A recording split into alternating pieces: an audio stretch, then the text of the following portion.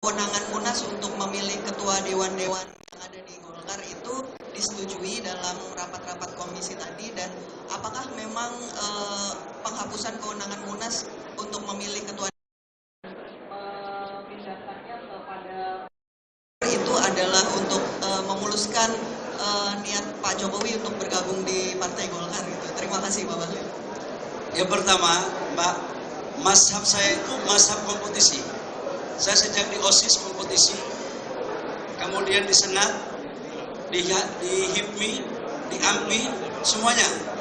Nah, terkait dengan Golkar, ini kan ada pembukaan pendaftaran. Dan panitia membuka pendaftaran fair aja. Saya boleh dicek. Nggak pernah saya meminta untuk teman atau siapapun kompetitor yang saya suruh mundur. Nggak ada.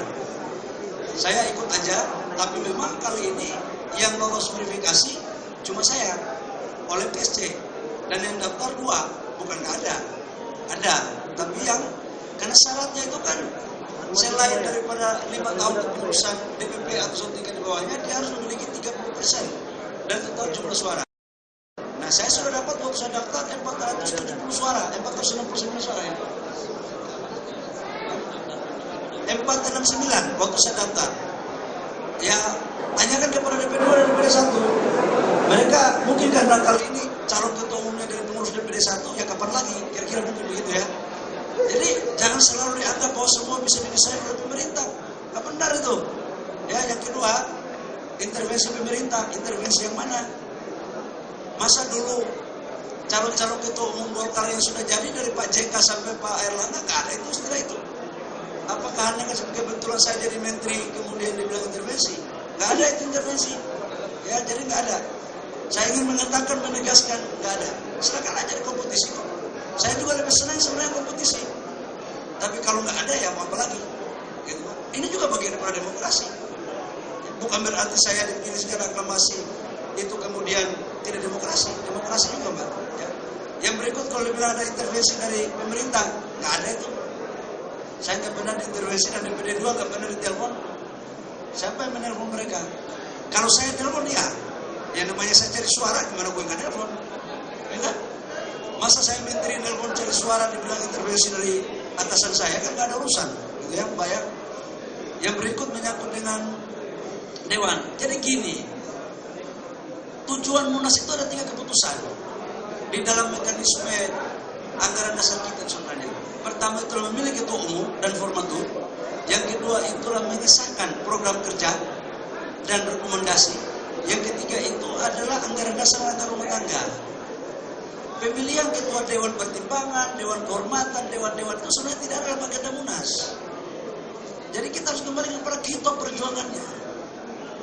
Justru menurut saya malah saya bertanya, dasar itu ada itu apa? Waktu itu saya berdiskusi sama SC.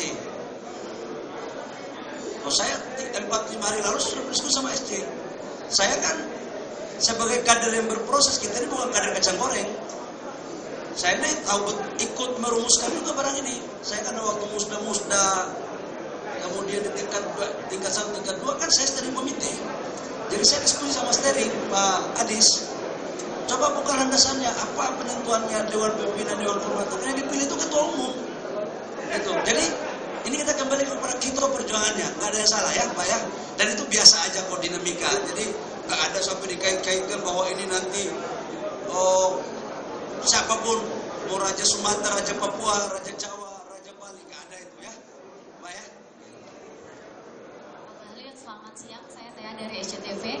Pak Bahlil, ini ada 2 pertanyaan. Yang pertama, ini Pak Bahlil sebagai ketua umum kan bisa menjadi formatur tunggal untuk memilih kepengurusan Partai Golkar. Nah, ini kan kemarin ada isu soal peluang Pak Jokowi menjadi ketua Dewan Pembina. Apakah nantinya akan dipertimbangkan Pak Jokowi untuk menjadi ketua Dewan Pembina Partai Golkar? Nah, yang kedua, ini kan setelah putusan MK, ini menjadi tantangan pertama Pak Bahlil sebagai ketua umum. Ini kan nanti peta politik kemungkinan akan berubah, banyak yang berubah di daerah-daerah, terutama di DKI. Bagaimana cara Pak Bahlil untuk mengatasi putusan MK ini ke depannya dan membuat Kim ini tetap solid gitu Pak? Terima kasih. Yang pertama, teman-teman, kita ini berpikir yang positif. Jangan selalu negatif terus. Makanya bangsa ini gak maju gara-gara, bukan bangsa ini terlambat maju itu gara-gara pikiran kita terlalu negatif duluan. Jadi nggak ada sampai urusan Pak Presiden Jokowi mau jadi ketua Dewan Pembina itu sampai dengan hari ini nggak ada. Ya, saya berdiskusi kok nggak ada.